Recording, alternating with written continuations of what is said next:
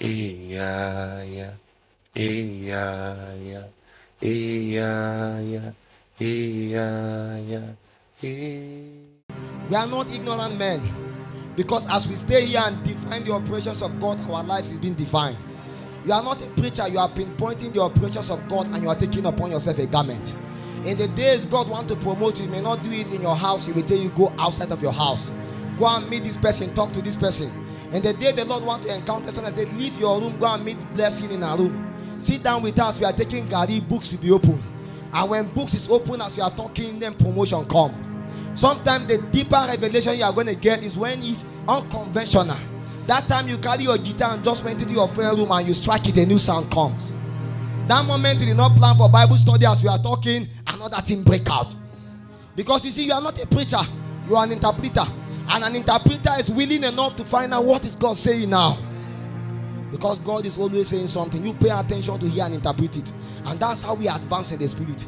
By perceiving the speakings of God and acting onto it. Because once have the Lord spoken, twice have we heard it. And when the Lord speaks and you hear it, is an activation. The voice of the Lord activates you into your calling. What he called a tribe in the spirit is not known by the name, is defined by the operation. And after a while you realize your life, there is a kind of operation upon your life, and you trace it to a pattern by man. It's not because you want to enter the tribe, but the tribe defines you. It conforms you to another. So when you begin to journey in the spirit, you begin to get conformed to another. You don't know why you are drawn, but something pulls you. It's a divine enablement that fine-tunes you to another. It's not as if you try to choose it, but the thing chooses you, it defines you. It's like a cloth in a garment that just comes and covers. And when it rests upon you, you can do nothing but to yield to it. And when you try to fight against it, it fights you back again. And when that defines you, by default, the encounters, the visitation becomes similar. And sometimes you find yourself in the same school in the spirit, in the same tribe as the person belongs, in the same class, and you wonder what is supposed to do in this place and I'm here. It's because you are in the same class in the spirit. In that class there is no senior, there is no junior, there are only people that can obey God. And in that kind of a class is when the sons of God gather together and you say, I feel seeing my servant Job. I feel seeing what is going on here. Son of man, what about last night? If you have inquired, you acquire. Don't wait to see Bishop David Oyedepo. There's a place in the spirit where he appears daily. That he sits in his room and he appears in that place. You can sit there and you can talk with him. When you went to see the man, the protocol stop you. Say, don't worry, you go back in the spirit, you sit in the class. As you sit in the class at night, you see the man sitting together with you. You say, Alpha, how are you doing? Say, but your protocol stopped me before. Now you are in the spirit. And now you are in the same class. And the man said, you are a small boy. Say, no, here I am a young ancient. The same spirit upon you is the same spirit upon me. So you wonder why Kachinkuma appear, wonder why Bessie also appear. It's a class in the spirit. And in that place, they without you are not being made perfect. They are trying to come to release the same spirit of faith. Wise men sit in that class and they learn. So you read the writings of men and you travel into the same operations with them in the spirit. And you wonder why. You wonder why the encounters are defining you. Why that the Paul and nature will come and carry you and go for evangelism. What is going on here? Is because there is a kind of operation and it has to be transferred. In the physical, his protocol may stop you, but in the spirit there are no protocol. Because his protocol don't even have access to him in the realm of the spirit. I rather know a man in the spirit than to know him in the flesh. So Paul said, we know man after the flesh. Because inheritance are transferred in the spirit. So Elijah may have many sons of the prophet, has called many of them, but only Elisha knew the way in the spirit. Said, do you know our father is going to go? He said, yes, I have seen him in the spirit and I will take the mantle. And every other person was waiting when the father will say, I love you so much, take the 10 portion. And the other one said, no, I know where this thing will drop. And he continued to advance. And Gehazi could no longer decipher. In the days the man to advance together, he took upon himself leprosy. Every father has a two-edged sword, the one that can bless and the one that can curse. In the spirit you receive an inheritance, in the flesh you receive a curse. You choose the one you should receive. God has given unto you a man. And in the class, in the school of the feast of light, in the school of light is so that you can join into the same order. And that what the Lord is doing with him, you may not be able to understand, but you can sit in the same class. There is a convergence in the spirit where you can sit upon there. There is a table where the Lord sit together and they begin to discuss. In that place, as they are talking to apostle, you too, they'll be talking to you. As they are defining his life, they will be defining your life. And when you come, you begin to speak, and you wonder, why am I seeing this thing? As Apostle is preaching here, like as if I have had this thing before, as if this thing was taught to me before. Yes, you were in the same school with him in the spirit, and while he was hearing those things, you too, you were hearing it. You may not have understand like him, but as he's teaching you, as if I have had this thing before, as if Apostle discussed this thing with me. No, you were in the same school in the spirit. You are journeying into the pathway of inheritance in the spirit. So you wonder why Ruth was Heflin carry what the other women carry. And as he advanced, Maria would partake of it. As he advanced, Katin Kuma partake of it. As it advanced, Benihim partake of it. As it advanced, Pastor Chris partake of it. Of course, the same kind of definition. So you may not know why the Lord said no boyfriend for you to the next 10 years. And you wonder why Katin Kuma has spoken to you. And when she has spoken to you, you are sent with her in the class. She said no boyfriend. You wonder why you are drawn to fast and to pray. Baba Lola has come, and because he has spoken unto you, you don't know why you are praying. You are trying to sleep, you are still praying. As you are sleeping, your spirit is praying. Baba Lola, there is a class. You are drawn to the secret place. Every time is the presence of God. There is a desperation for you. Catching Kuma, Benihin. There is just something that draws you. It's a school in the spirit. And every father is a junction and a pathway to inheritance. We don't follow fathers to use their name, we follow them to join into inheritance. It's not about legacy, it's about inheritance. The legacy is the building structure, the inheritance is actually the operations of God locked up in a tribe.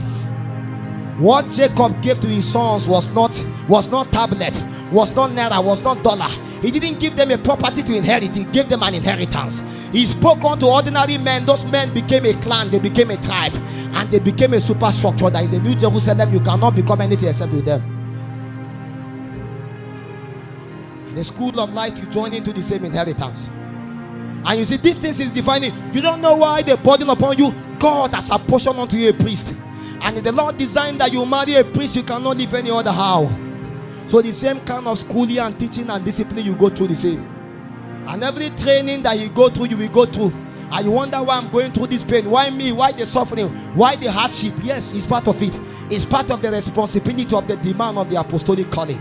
The apostolic calling is finding expression upon hard grounds. When a place is hard to send apostles, you don't send pastor.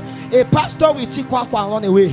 When the thing look very hard, a pastor will pack his load and run away. He's looking for a greener pasture. An apostle will labor. He will find the waterproofs and bring again another kind of word that will spring up. So why am I saying not to a hard ground? It's because it's hard. And an apostle is the solution to the hard ground. In the days persecution broke out, all of them were scattered. The Bible says even the doubting Thomas went to India. His doubting does not isolate him. He was sent also. A day will come, we have to send you. And whether you are doubting, you must be sent. Why? Because there is a need for the recovery of the Edomian kingdom. Now is the time. The Lord has spoken to our fathers, they have failed. Now he's beckoning upon the children. And when the Lord beckons upon the children, it's a summon. We must hearken and we must hear. And now is not the time that we underestimate the power of spiritual motherhood. The Bible spoke about Timothy, said there is a faith upon your grandmother and your mother. Now is the time for the Deborah and the Esther to awake. Now is the time for the mothers of Timothy to arise. Now is the time where women shall be figured out in the affairs of God. You are not a weaker vessel, you are a warrior in the spirit. And now is no longer time for things as usual. No, it's a time to awake unto your responsibility. Yet again, locate your palm tree and stand by there and activate the order of priesthood. Because in the day you lose your ordination, you become twerkers in beer palace. Now is not time for TikTok and Instagram as usual. Now is time for spiritual influence. Where are the daughters of the Pleiades? Your influence should bring men to the kingdom. Let men see you and see a new glory. Now is not time to draw men to affliction. Now is time to draw men to liberty. And let men see you and see your glory and see the glory of the Father towards you. Let there be a glory emanating towards you. Let men see you and see a new serve and a new beauty. There is a glory and a covering in you upon the realm of the spirit. And that is your definition. That is your advantage. Forget about the pancake and the masarat. There is no need for that decoration if there is a glory in the spirit. That glory is the citadel of attraction. It's the citadel of covering. There is an advantage in the spirit for you. Forget about the disadvantage in the flesh. Join into an advantage in the spirit. Don't tell me you are trying to keep a virginity without the spirituality of the Lord. The Lord does not need your virginity. He needs your activations in the spirit. The Lord needs your ordination. Yet again, the Lord reawaken you again. In the days of virgin, the Lord chose a Rahab. Why? An ordination.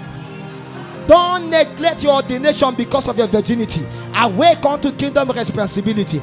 Mary was not just a virgin, she understood ordination in the spirit. So she stayed upon the temple. Deborah understood her palm tree, the citadel of ordination. She may be defiled by Labidot, but she understood her operations. Esther was not just beautiful. I know it took 12 months to decorate her in the physical, but she understand fasting and prayer. Beauty brought her to the palace. Ordination in the spirit kept her there. That we say days of warfare. In that day, only your ordinations in the spirit will speak. In that day, you beckon upon ordinations and angels are activated. There are days angels do not pay careful attention to the beauty on your face. They pay attention to your ordinations in the spirit. Do you know your gate in the spirit, O woman of war? Do you understand your language in the spirit? Can you utter decrees and thunders will bow? When can you sound a decree and the heavens will be open? We are not looking for beautiful women. We are looking for women that understand times and seasons. Those that can reshape the times and the orders in the spirit. A day came, Moses was endangered. The Lord came to kill him and his wife activate priesthood. Say, my husband will not die, my husband will live. And she understand the kind of sacrifice and the circumcision to offer. In the day the Lord come to kill your husband, what can you do for him to survive? In the days the enemy come, is it about your beauty? Or is it about your stature in the spirit? Where are the women of stature? Where are the women of intercession? When are we going to join ladies for you to begin to mentor and guide them? If you cannot keep your spiritual life, how can you keep others? If you cannot lead yourself, how can you lead others?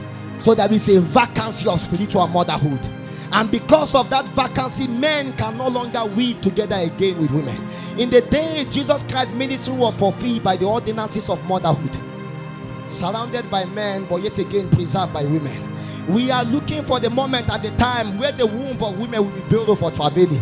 Your womb shall be built for traveling. I'm looking for a day your wife will say, sleep my husband, this battle belongs to me. When we men see you and not just say, see baby, give me your numbers, baby, lay hands on me, release an impartation upon me. I have seen grace and fire upon you, lay hands upon me. When will men come to you and submit and say, mentor me and guide me? I have seen the fire of God upon your life. I submit to your grace. Why can't our women survive again? Where are the women mentored by Apostle Aaron Osai? Where are the women mentored by Bishop David Oyedepo? Where are the women mentored by our fathers, Apostle Aaron, Joshua Salman? Where are the women we have mentored? How come women cannot handle hollow matters? You are not a weak vessel. You are not an emotional being. You are a warrior in the spirit. And you have to be able to understand that so that you can stand upon your guard. And your womb shall be borrowed for traveling in the days of war. Because you are part of the tool and the design patterns of warfare. You are part of the battle axe of the Lord. The boyfriend should not become a Kadesh Barnea. It should not become the end of your spiritual journey. No.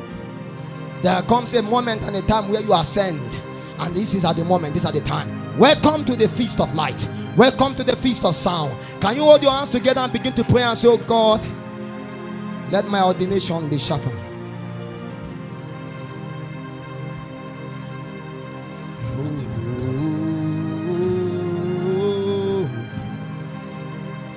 Lion of Judah, we wait on you.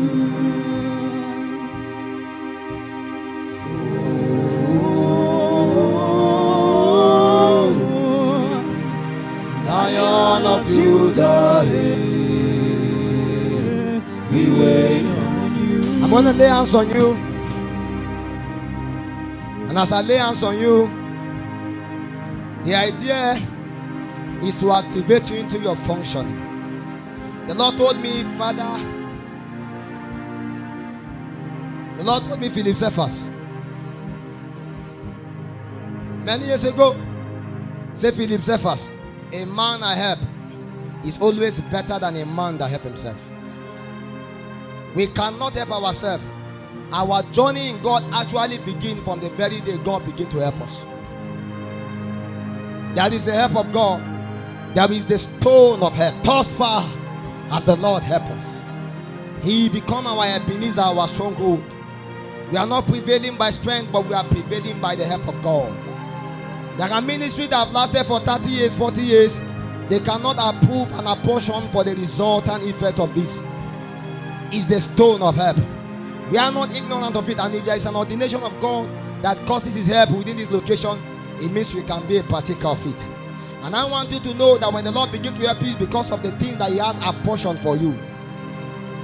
So as I lay my hands on you, the Lord will fine-tune you and right, so that by the time you go back, there's going to be schooling and encounters, teachings in the Spirit that will take you higher, and full activations into that operation. Church, stretch out your hand towards them and pray for them. And say, oh God, upon these ones, let there be a breaking and a new day.